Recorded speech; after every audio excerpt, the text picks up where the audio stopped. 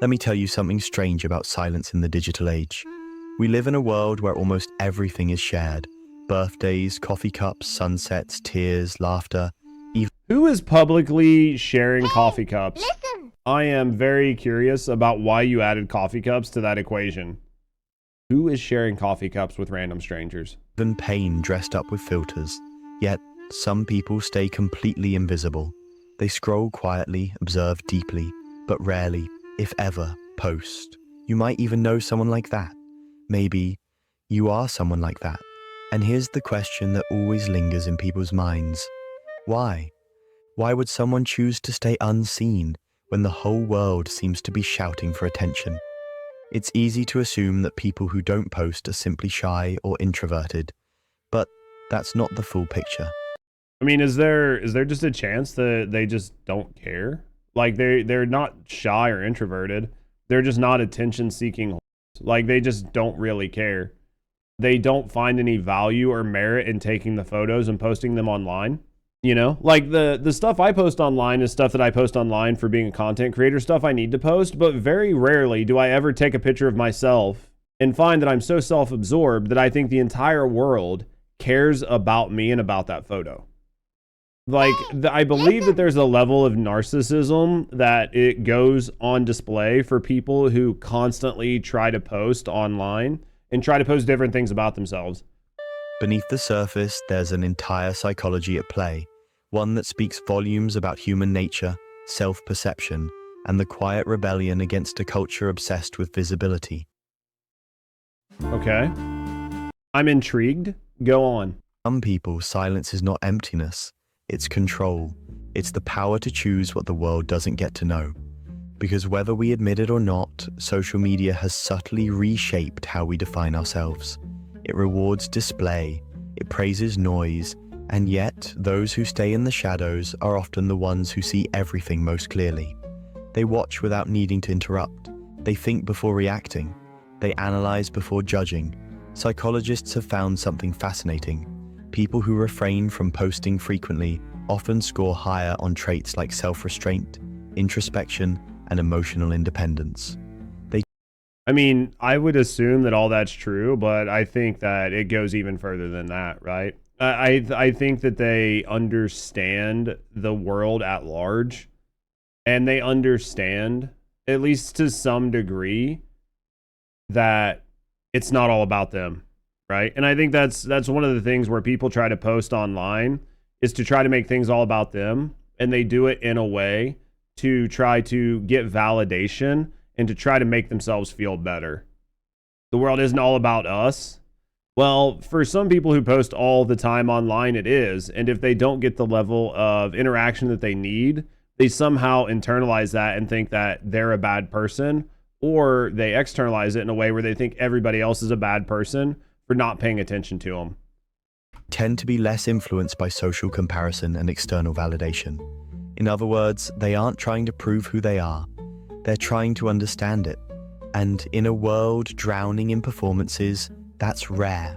Because let's be honest, most of what we post is not just communication, it's identity crafting. It's an unconscious audition for belonging. I mean, I don't think that it's an addiction for validation. Yeah, I mean, the only people that I think it's really sort of like an unconscious addiction or like an unconscious, request for validation are people who just are very like room temp IQ people. If you're posting something online, I mean, the whole goal of that is to try to get other people to interact with it and tell you that you're doing something good or you're doing something right. Whether you're doing it on your own or you're doing it as an influencer or you're doing it as a creator of content. At the end of the day, you are trying to be told that you did something well. Every caption, every photo, every status update says, "This is who I am. Do you approve?" But when you stop posting something, it says, "This is who I want you to think I am. Do you approve?" And I think that is the bigger takeaway, right? A lot of the things that are posted online aren't actually, "This is who I am. This is what I believe." It is, "This is who I want you to think I am. This is what I want you to think I believe. Tell me I'm a good person. Acknowledge me. Allow me to be part of your social circle." shifts. You begin to detach your worth from digital applause. You stop thinking in captions. You start experiencing moments for yourself again, instead of for a lens. And that's the secret psychology behind many people who don't post. They crave authenticity in a space where everything feels staged. And I think that's true too, right? Like even for me as a content creator, I really do crave a level of authenticity. And that's what we've been trying to push our content more to as time has been going.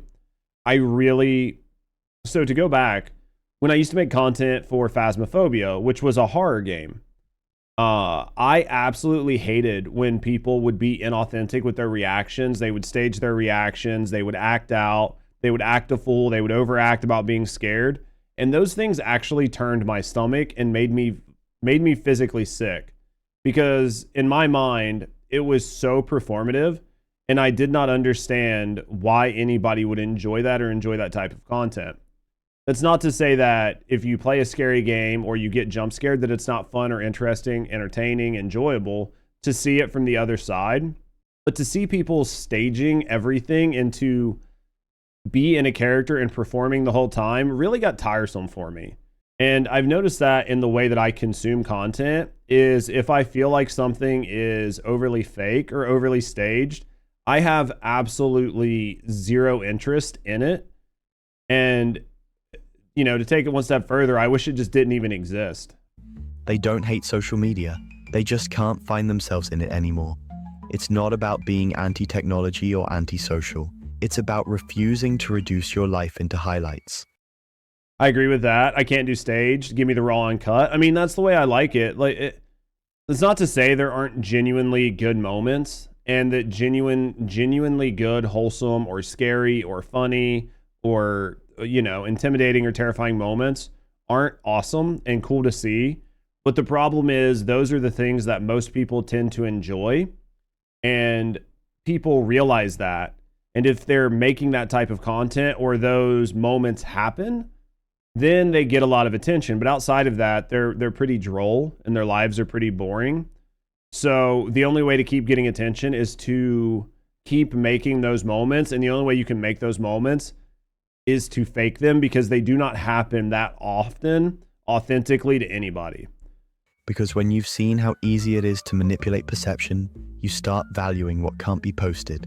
Silence, depth, imperfection, truth. For some, the decision not to post comes after a kind of emotional burnout. It's true. I think it's an emotional mental burnout, right? And that's basically what I said about me for content creation. There was a level of just seeing the inauthenticity and just growing to despise it, and then not wanting to engage with it because I don't want to make it happen more frequently. Maybe they once did share everything, until one day it stopped feeling real. They realized that every time they shared something beautiful, they felt an invisible pressure to keep outdoing it. Yep. They weren't living anymore. They were performing. So they quit. And that goes back to exactly what I said, right? That is sort of the issue, is once you do these things and that's the only time people care, then that's the only time you care. So you have to keep doing them and keep outdoing them. Quietly, no announcement, just a slow disappearance from the feed. But here's what's often misunderstood. Not posting doesn't mean not feeling. It doesn't mean they don't care. It often means they care too much. About presence, about meaning, about protecting what's sacred. Maybe, I don't know. Maybe I'm just a different kind of individual. Like, I don't really care about protecting what's sacred. I just don't care, right? Like, you grow to a point where, for me, I became apathetic. I just don't care. I don't care. I don't care for your validation. Your validation doesn't mean anything to me. And with the way the internet is, 90% of the time when you post something, most of the time you're going to get negative feedback on it anyway, and I just don't need that in my life. There's a concept in psychology called psychological ownership. It's the feeling that something belongs deeply to you, a thought, a memory, an experience. And when you post it, that sense of ownership fades just a little. The moment becomes shared property, open to judgment, misinterpretation, even mockery. So people who don't post are often guarding their sense of ownership over life itself.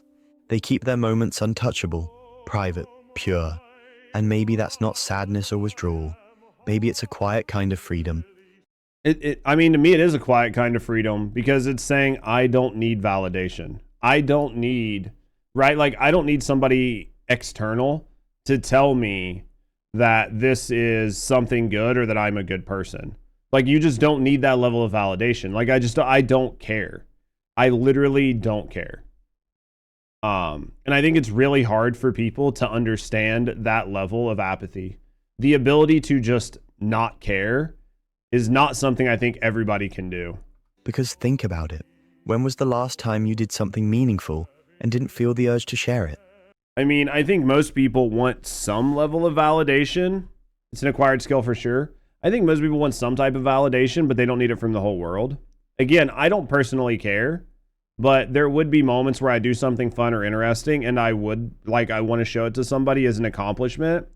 But then I just show it to people that I care to show it to, right?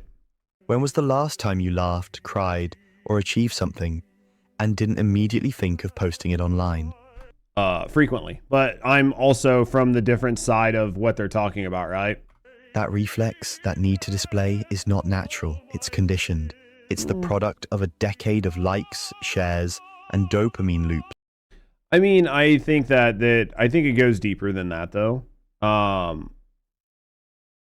mean, sharing, your brain has been conditioned to share W's for longer than a decade, right?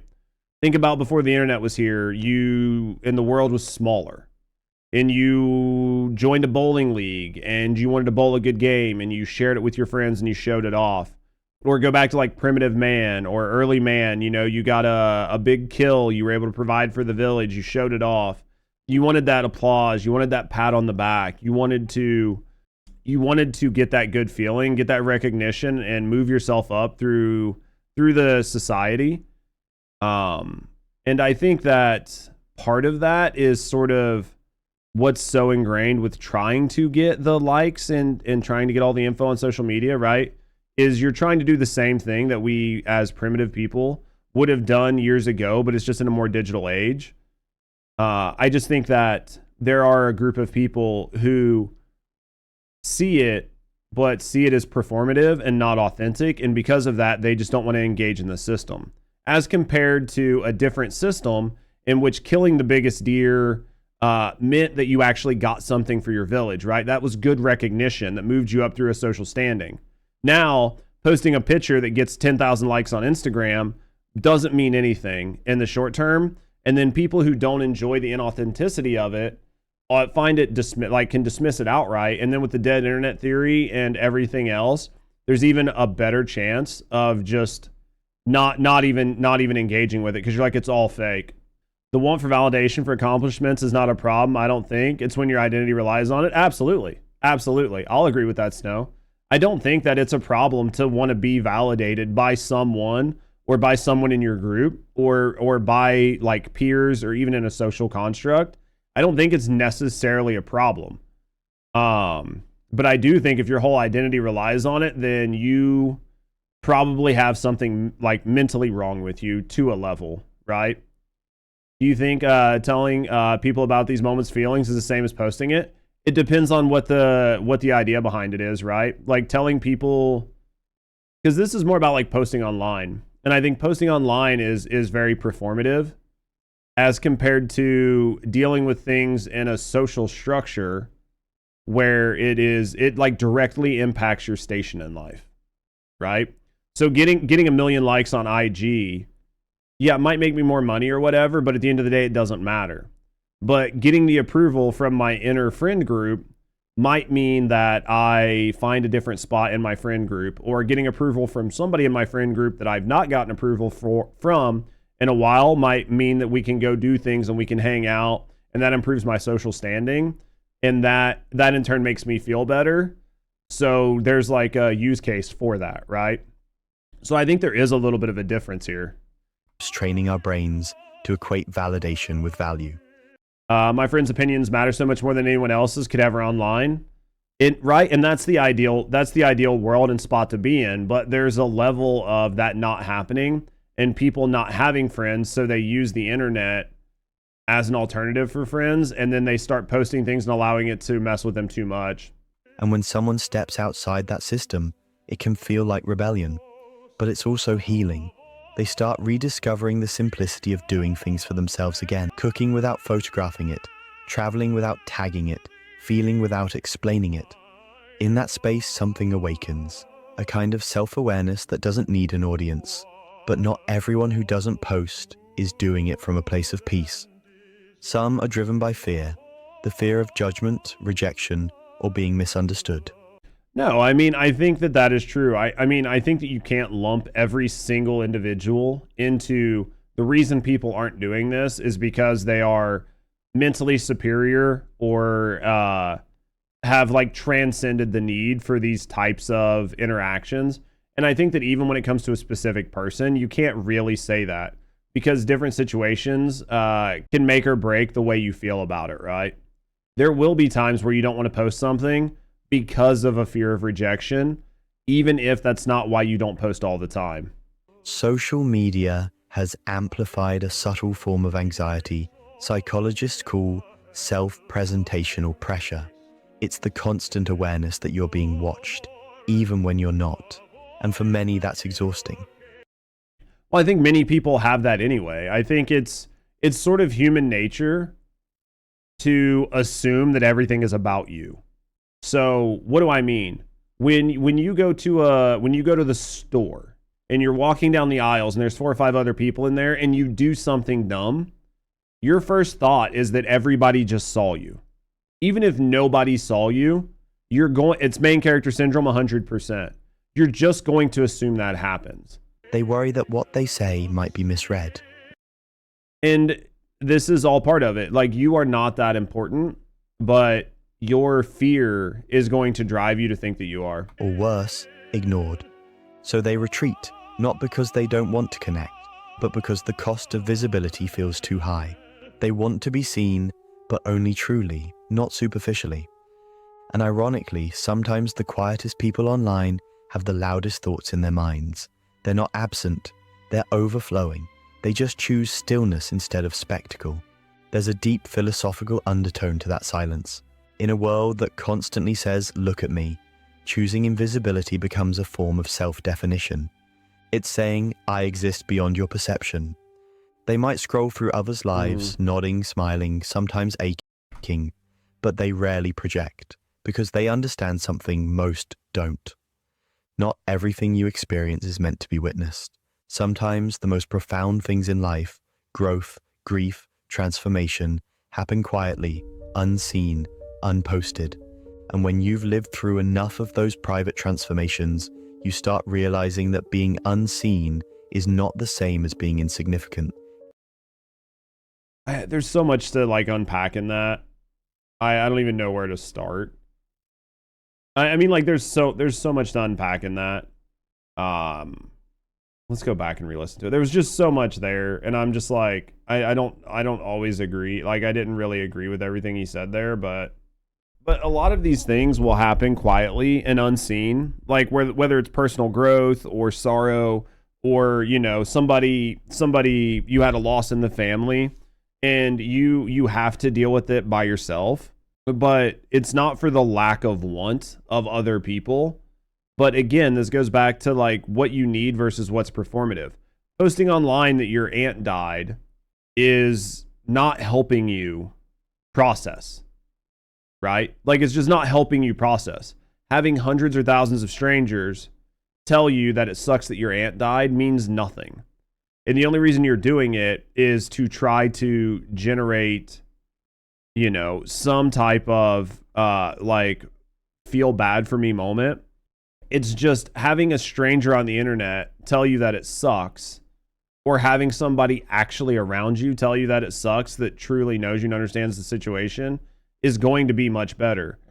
But in lieu of having that, you either post it online to try to, I don't know, like do something performative versus just sit down and talk to somebody, but you just don't have that person to talk to. I think this behavior is very ingrained in the society, and some people know no different, and we're never taught nor learned a healthier way to process things. I think it's only going to get worse, though. Like the further the internet age ingrains, and the fact that we're slowly introducing people into the internet at a younger and younger age, and their entire world has revolved around the internet, it's just going to get worse. Like, there's no possible way this gets better. Unposted. And when you've lived through enough of those private transformations, you start realizing that being unseen is not the same as being insignificant. It's actually where identity is formed, not performed. This is where the paradox lies. No, hold on, give me a second. Give me a second, guys. I need to blow my nose. I kinda want to go back to this because I think that they hit something. Is not the same as being insignificant. It's actually where identity is formed, not performed. And I think that kind of goes back to the point that I wasn't able to articulate about, like, if somebody dies and you post it online. It's just very performative and does nothing to really help your ability to process the situation. So it's just a waste of time and effort. And I do think that identity comes from within. Dr. K talked about this in a video here recently.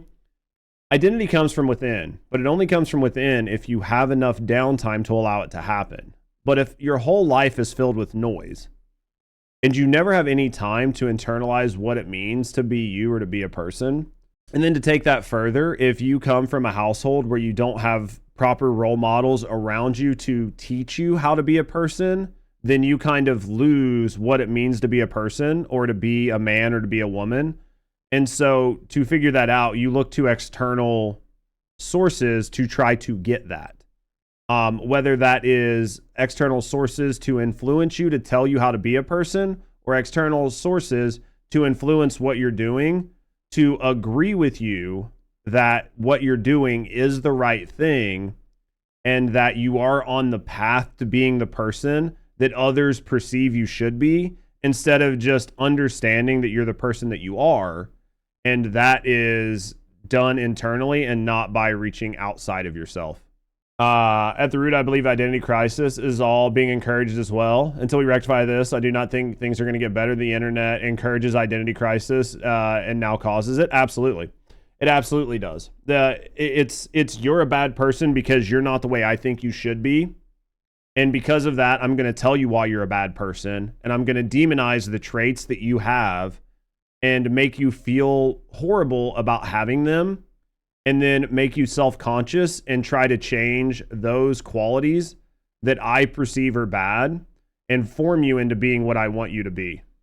So I think that's what's happening. And that is that a lot of that is coming not only from social media, but from just a lack of downtime and a lack of being able to just think about everything you're going to say and do. Because the world is all knee-jerk reactions and not enough time. And it's super performative. This is where the paradox lies. Social media was designed to connect us, yet it often leaves people feeling more isolated than ever. I feel like social media was not designed to connect us. I think that that's sort of a misnomer, right? Social media wasn't really designed to connect us. So it wasn't, it was designed to like compare and contrast things and not to form connections. When you go back to pre-Facebook, yeah, when like Zuckerberg was doing everything, the first form of like his Facebook was being able to compare people's pictures, girls and boys, with other people and upvote or downvote them, right? So the core concept of this whole social media was compare and contrast, not connection. Connection was a byproduct of the compare contrast, because to compare contrast, you need to be able to connect to compare contrast. And then you have MySpace and Facebook, which allowed people to connect, but then after you connected, you could post your W's and your L's, and then people could compare and contrast those between each other. And I think that was the real root issue, or the real root design of social media, if you look at it objectively. I don't know if you guys agree with that, but I think that's what it is. But even think about it now, like Twitter's not really a place to connect. You don't connect with people on Twitter. You share your ideas, and then people compare and contrast those ideas and then determine who's right or wrong. Like Instagram isn't really a place to connect with other people to share pictures. It's a place to share pictures and compare and contrast who's the most popular and who gets the most likes. When you don't post, you stop chasing digital closeness and start rebuilding real ones. You begin noticing who checks in on you without the need for updates. You learn who remembers you without reminders. That kind of connection, raw, unbroadcasted, feels heavier, warmer, and infinitely more real. And the people who don't post, they live in that space. They build relationships that don't need proof. They find comfort in the unshared moment, and they let life But see, what they're saying here is they don't post, but they're not saying that they become a recluse. And that's where I think that, I'm not saying this person's wrong, 'cause this is probably all psychology, but there's sort of like a mincing of words here. So the idea here is that the person lives within like real life, and they don't share things.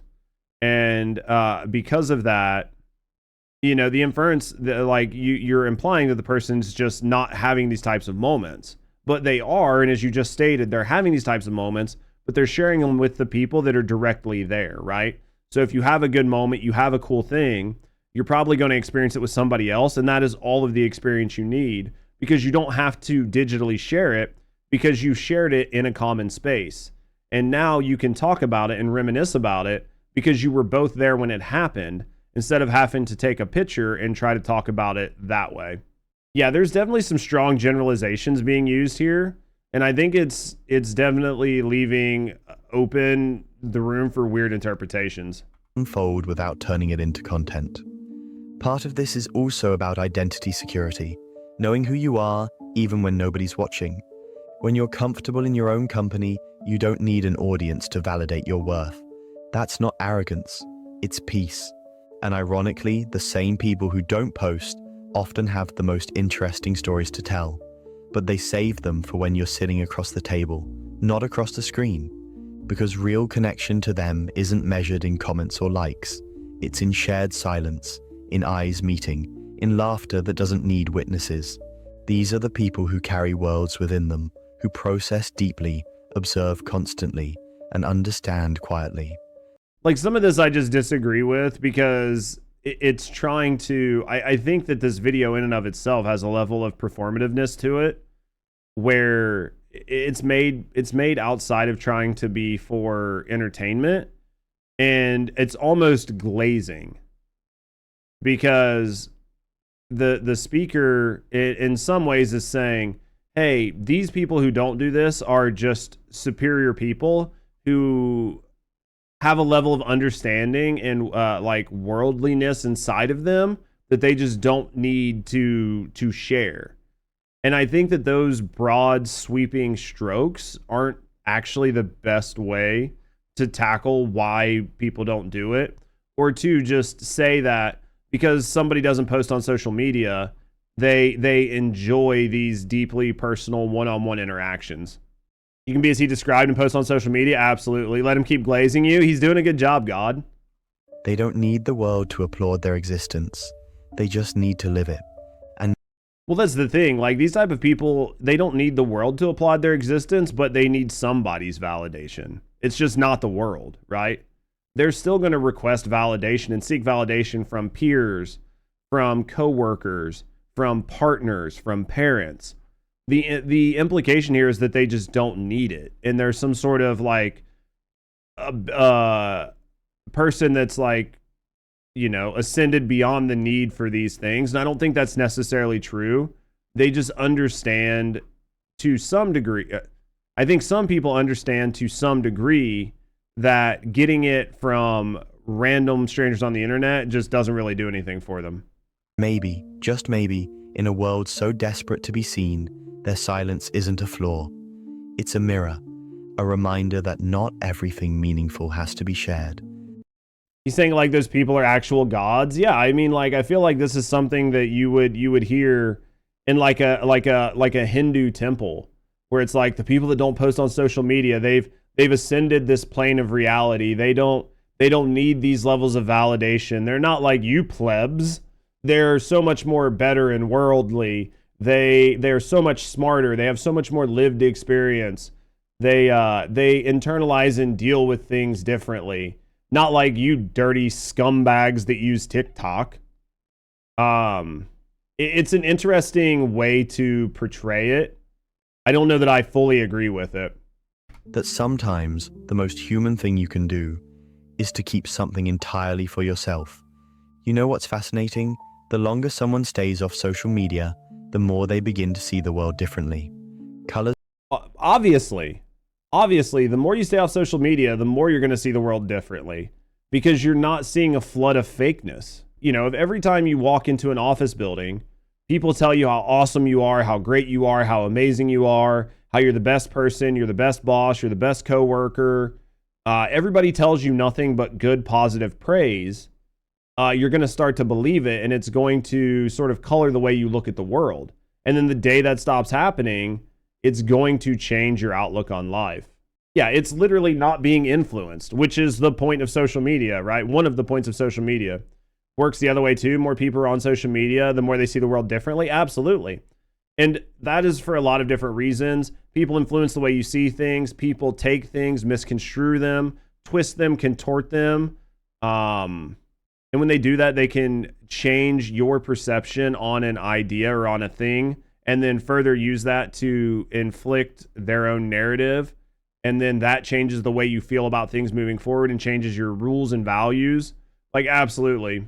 Yeah, the longer you're on social media, the more you can see things, and it's going to help confirmation bias on things that you already think or believe, because you're not having them challenged, you're just having them affirmed. Look richer, time feels slower, conversations feel fuller. It's as if stepping away from the noise makes everything real again.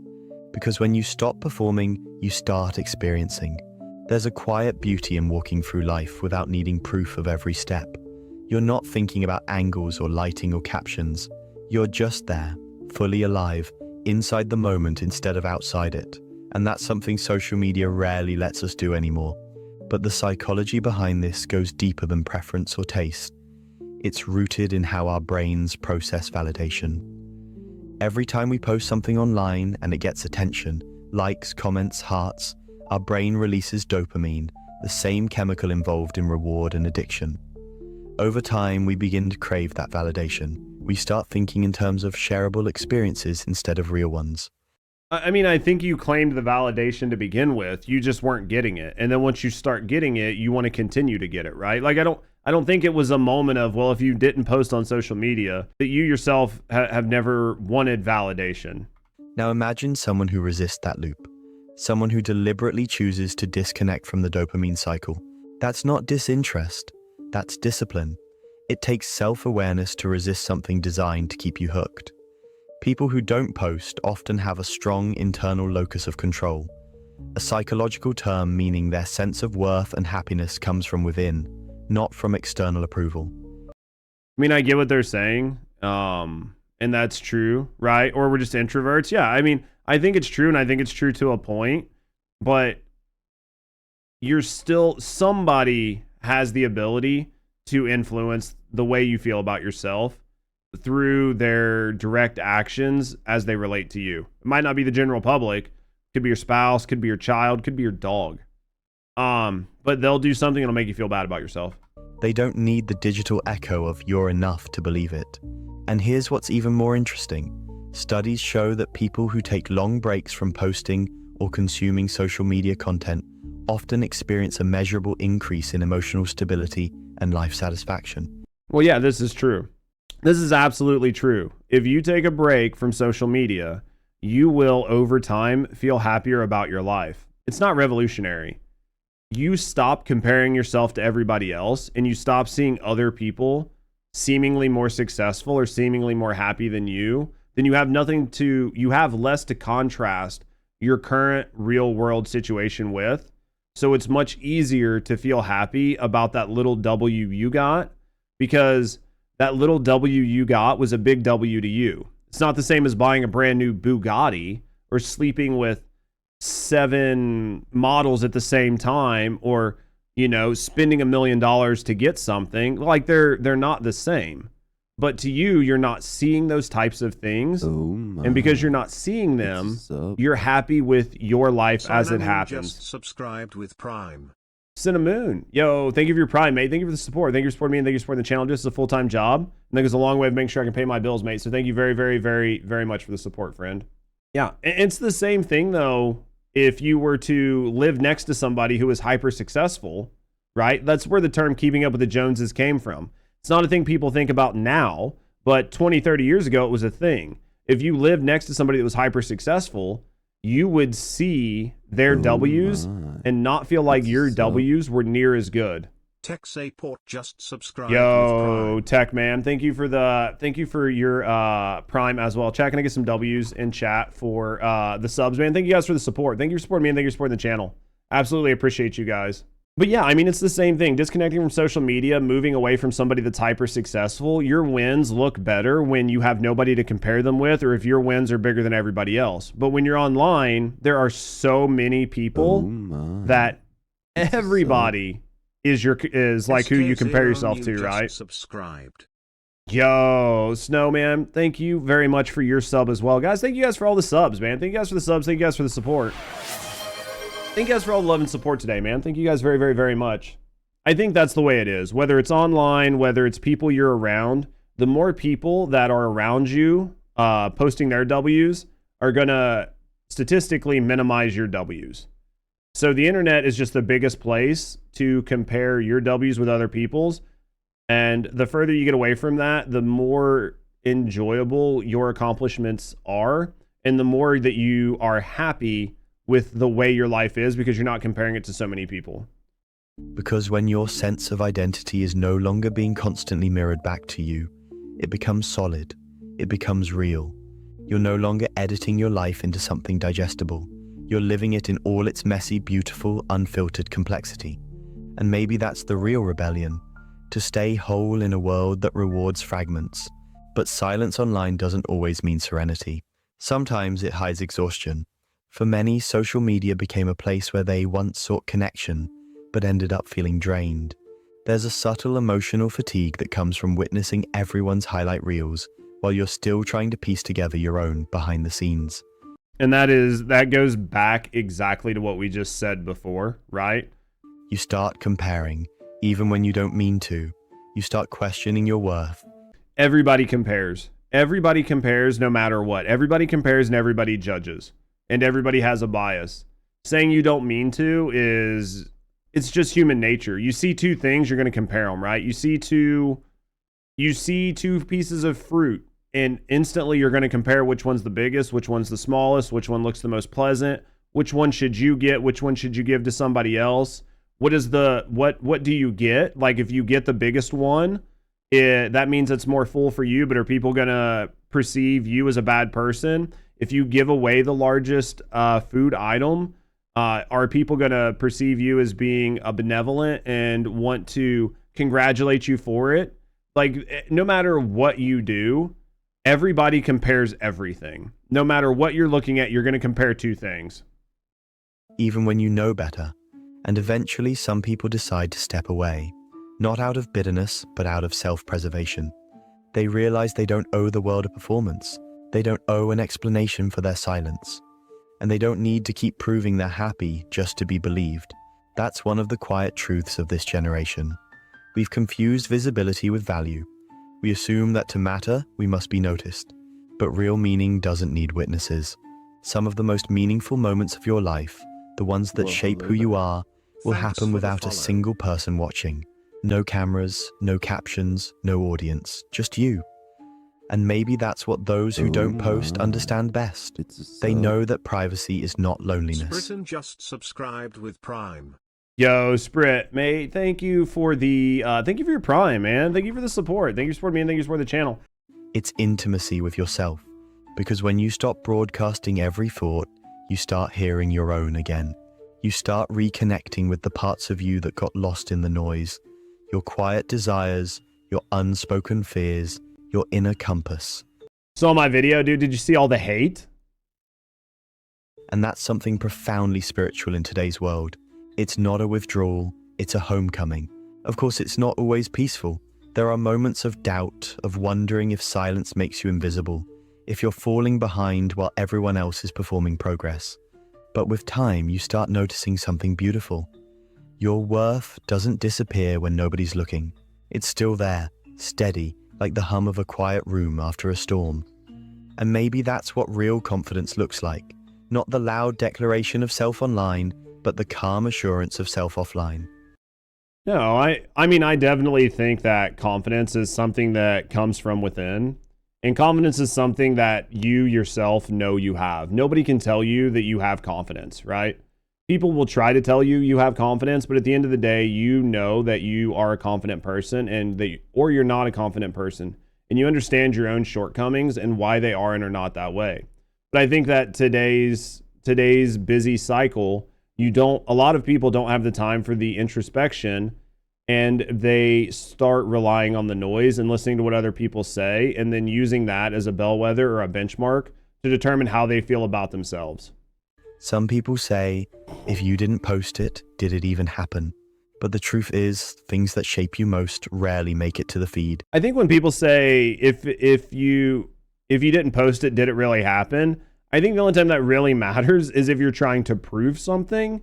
And even now, with how crazy AI's getting, even still, you can fake shit. So I don't even think that matters anymore. Your growth, your heartbreaks, your private victories, your quiet acts of kindness, they live in memory, not media.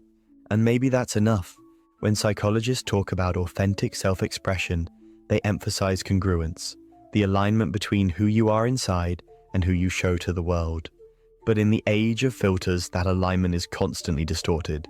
I mean, I think that line has always been constantly distorted. It's just to what level of distortion does each person do it? I truly think that every person in chat is not the exact same person they show to other people. I don't care how much you trust somebody. I don't care how well you know somebody. There is a part of you that you never show to anybody. There is some part of you, some feeling, some emotion, some deep-seated thought, some way you feel, there's something that you would never say out loud. I think everybody has that to a degree. Now, it might be a very small degree, but there is a level of, I would never admit this openly. I would never say this openly. I would never discuss this. I would never talk about it. I would never admit it. I think there's a level of that because nobody will 100%, right? Like fully accept things. You might say something to some person and you might let all of yourself out to a bunch of different people, but you'll break it up. You feel comfortable with this person, so you tell them this. You feel comfortable with this person, so you tell them this. You don't tell everybody everything, but you tell everything about yourself to a bunch of different people. You're pretty much the same, except you're more conservative than you'll admit to most people. That's my point, right? You will admit it to certain people, and you'll admit it to certain people that you trust, but you won't tell everybody everything. On stream, yes, you're reserved. Is there any one person, Ray, that knows absolutely everything and every thought about you? Because I would say that there's always something we hold back, right? Probably sin. Hey, that's good then. Probably your husband. I don't think I have ever told a single person everything. I don't know. Is it a difference between guys and girls, chat? I don't know. Like maybe it's more of a guy thing. There are just certain things that you just don't talk about or don't admit because guys are maybe, more reserved. So maybe it's more of a guy thing than a girl thing. You don't think it's a gender thing? You don't think so? Maybe it's just a personal thing. I think it's important to keep things for yourself or things just between you and another person. Not everything needs to be blasted everywhere. Absolutely. I don't think I have either. You're onto something. As I get older, I open up less. Same here, Muse. I never had the urge to. I don't want to know everything about another person. So why would I tell someone everything else about me? It feels rude. I get it. Right? I have a confession to make. I lied to you guys all and I'm sorry. My real name isn't Sonic. God damn it, Sonic. I'm a woman. I'm not open about everything. I don't think there needs to be completely seen in every way. Absolutely. You begin to live as a version of yourself, curated for approval. So when someone chooses not to post, it might be their way of staying congruent, of preserving that fragile truth between their inner and outer world. They don't need everyone to see what they're feeling to validate that it's real. They don't need to capture every sunset to remember how it felt. They live their life fully and quietly. And here's the paradox. Those who live quietly often feel life most intensely. They're not distracted by the performance of it. They absorb details others miss. The way light changes on a wall, the pause before someone speaks, the sound of distant laughter. They are present, and presence is the rarest currency in a world built on attention. But sometimes that very presence makes them misunderstood. People might label them as detached, mysterious, even cold. Yet if you look closer, their silence isn't emptiness, it's depth. It's the calm that comes from no longer needing to explain yourself to be understood. I mean, I kind of get what he's saying here. I think that I would typically define myself as like cold and distant and very fact of the matter. And I don't know if that is a byproduct or because I am that way, the byproduct that is I don't feel the need to post online as much or not. But I think it's just because I feel that I look at things more analytically than other people. And I have grown to have a way about me that I try to cut through the bullshit and just look at things as black and white. Because I truly believe that everything in life is binary. It's either black or white. It's yes or no. The only time gray is implemented into there is if you're trying to protect someone. It's the Matrix, bro. Yeah. It's just the way I look at life. Like I feel like if you ask somebody a question, the question is either yes or no. The only time it's not a yes or a no is if you're trying to protect somebody else's feelings or you're trying to protect your own feelings. And in most cases, protecting somebody else's feelings is really you don't want to deal with the ramifications of the implications of you saying something different. So even though you think you're protecting somebody else's feelings, you're really just protecting yourself from having to deal with somebody else's negative feelings. You don't have to answer with you saying, hi, I'm curious. Me? No, absolutely not. No, I was raised religious and I'm not now. Like, I don't really care as long as people don't want to fight me over it. Like, you unsub from the channel, that's fine. But yeah, I was raised Catholic and I'm an atheist. My life and life experience has changed me to look at things that way. It's just the way I am. I don't fault people for other viewpoints, right? I just don't want people to fault me for mine. I think at the end of the day, whatever it takes, yeah, or don't shove it down people's throats. Yeah, whatever it takes for you to get through your day or whatever it takes for me to get through my day is perfectly fine. I hate when people do that. Same judge, it all makes sense. Yeah. Yeah. So that's the way I look at it is like whatever it takes. And even like between two religious people, you're Buddhist and somebody else is Catholic. Why do you guys have to fight about it? Like, let the Buddhist be happy being Buddhist, let the Catholic be happy being Catholic. There's no reason to go to war over it. Is the evil world we live in. And if it works for you, Calster, right? Like, and if that's what makes you happy and it makes it easier for you to get through life, then I don't think you're a bad person or a good person for that because it's a belief, right? It's the way you believe, and that is determined by your lived life experiences. So I have not lived life through the same experiences you have, and I never will. So because of that, I respect your right to exist with that set of beliefs. You know what I mean? I mean, no disrespect. No, I don't give a shit. That's where it comes from, no matter what. I love and respect for all. I think that my view on everything being black and white is because I try to remove emotion. Everything can be answered yes or no.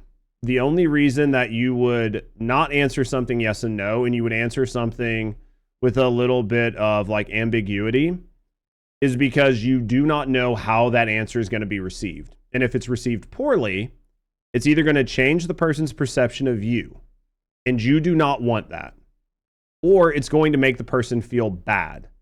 And the person feeling bad might change their perception of you, and you don't want that. Or it's going to hurt the person's feelings, or it's going to in some way make some other situation bad that now you have to deal with, and you don't want to deal with it. So you would answer in a way that is either ambiguous or completely opposite to the way you think and feel, because it is much easier to do that than to deal with the fallout of whatever your answer was. Quiet confidence that comes from not needing to be known by everyone, just understood by a few, and that's what the people who don't post understand best. They know that not every truth is meant for the crowd. that some parts of you deserve to remain untouched by algorithms and opinions. Because once something becomes public, it stops being purely yours. It belongs to interpretation, to judgment, to trend, and maybe some moments are too sacred for that. So the next time you notice someone who never posts, don't assume they're hiding. Maybe they're just living. Maybe they've found peace in the quiet corners of existence, the ones not lit by the blue glow of a screen. From what little time you've watched your stream, you're a solid, honest man. I'm going to try to be as honest as I can, right? I mean, there's always going to be moments where you have to pull back, you have to not say things, you have to protect part of who you are, or part of your identity, or part of what you want to say. I try to do the best I can, right? Because I think that I want to be a content creator, and I want to be somebody that people feel that they can rely on and relate to and trust. And trust comes from honesty. Being able to rely on somebody comes from just them being around, and being somebody you can relate to doesn't mean that you have everything in common, but that you have enough things in common that you are relatable. And I think that the best way to do that is just to try to be genuine, because being genuine allows you to do all three of those things. And being genuine isn't always the easiest thing to do, but I do think it works to a degree. Maybe they're the ones who've remembered what the rest of us forgot. That being unseen doesn't mean being alone. That being quiet doesn't mean being empty. That sometimes the truest expression of who you are is silence. Because in the end, we're not meant to be performances. We're meant to be people. And the people who don't post, they remind us of that every quiet, unfiltered, beautifully invisible day. So what do you think, man? I think we had some really good conversations in there. It's gonna make the video kind of a pain to edit, because some of the stuff I think is really good and goes along with the video, and I think some of it doesn't, but I think we'll make a pretty good video out of it. I think it was a good conversation. It's probably not going to get a lot of clicks on my alternate channel. By the way, if you haven't, subscribe to both of my YouTube channels, my gaming channel and my news and react channel, which is the bottom channel.